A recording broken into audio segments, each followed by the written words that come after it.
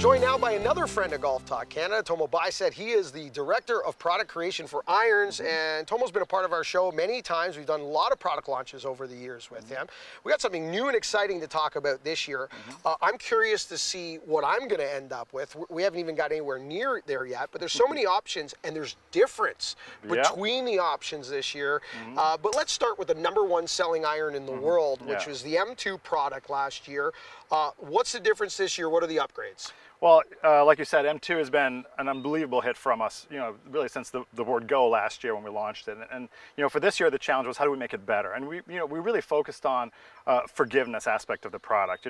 We have incredible distance with this product with that low CG, and we got, really good playability. But now we've added face slots to the product, and the face slots really enhance that heel-toe forgiveness, which, when we look at all the mat data and all the players that come through our systems and our fittings, people are hitting it low in the face and people are hitting to the toe. And that's where we put our technology. We put speed pocket on the sole to help that low hit, and then the face slots on the face for that kind of toe hit, which a lot of amateur golfers struggle with. So really adding performance where people need it, and that's really going to tighten the dispersion up for the golfer. So you're still going to get the distance, the height that you saw with M2, even a little more this year, but now with a lot more forgiveness, meaning those shots are going to get closer to the target regardless of where you hit it. So you took the best iron, the longest, most forgiving iron, and you made it longer and more forgiving. Correct. That's unbelievable. Okay, amazing. Now this is the product that I'm most curious about, the M1, because this is new to the line. It wasn't anywhere near the shelves of consumers last year. Correct. And it leans so many different ways in terms of the player category about how many people can actually put this in the bag. So introduce us to the M1. Okay, yeah, so great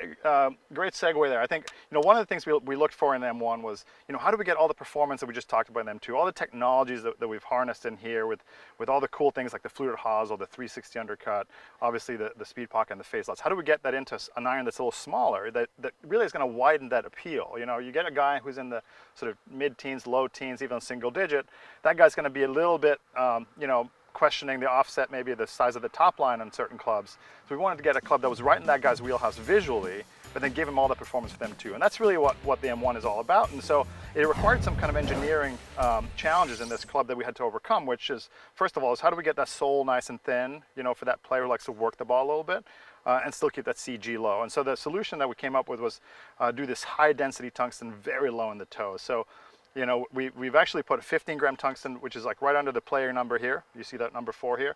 That really moves that CG very low in the head and also moves it to the toe a little bit, which actually centers it on the club face and actually helps also inertia, make that head more stable and off-center hit. Interesting. So we're really doing that to get the performance very similar in these two. Right. And I think I'm going to be curious to see what you think in terms of, again, the sound and the feel and the distance, but also the difference in workability between the two clubs. Well, that's amazing to be able to put that technology in an iron that's going to give you the forgiveness, going to give you the distance, help you get the ball in the air, especially with the long irons, but still give you the option to hit shots and make the ball work, because, we know the game, it's half art. It's not all science, it's Absolutely, half art. And it sounds like you've done it. Now, I'm curious. I'm going to be hitting a lot of M1 because I think I'm going to lean that product, but I also think I'm going to lean P770 and P750. Now, these are the forged product that's going to be in the best player in the world. Jason Day, Sergio Garcia. Those players are going to lean this way.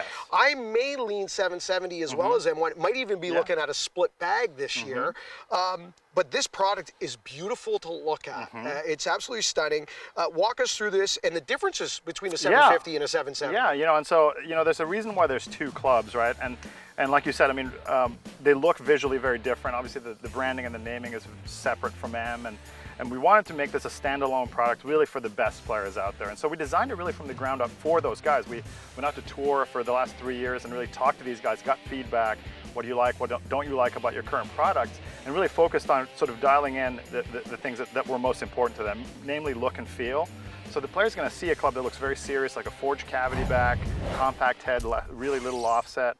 But that's actually going to see a lot of forgiveness in the product. So we're going to see guys who typically would say, well, you'd have to be a scratch or a low single digit to play it. Now you can get an 8, 10, maybe even a 12 handicap guy playing the 770s. And we're already seeing great traction on tour with this product because, hey, even the best players in the world sometimes don't hit it flush.